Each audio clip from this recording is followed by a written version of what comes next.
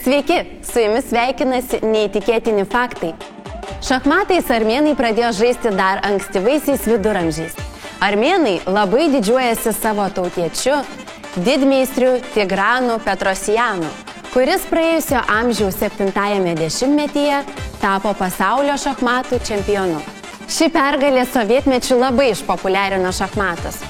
Šis žaidimas Armėnijoje mėgstamas ir šiandien, nors šalyje gyvena vos 3 milijonai žmonių, panašiai kaip Lietuvoje. Tačiau pasaulyje Armėnija yra laikoma viena stipriausių šachmatų tautų. Pagal gyventojų skaičių Armėnijoje yra daugiausia šachmatų didmeistrių.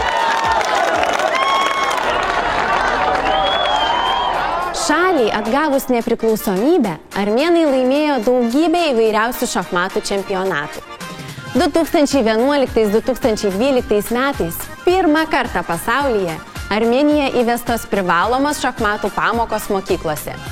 Tačiau armėnai nesiekia užauginti kuo daugiau šachmatų čempionų. Tiesiog mano, jog šachmatai ugdo asmenybę. Armėnijos švietimo ministras įsitikinęs, jog tai padės vaikams įsiugdyti atsakomybės jausmą bei tapti labiau organizuotiems. Ačiū žiūrėjusiems! Visus laidos neįtikėtini faktai reportažus galite rasti internetinėje televizijoje Be Tabu TV. Taip pat kviečiame mus sekti Facebook puslapyje.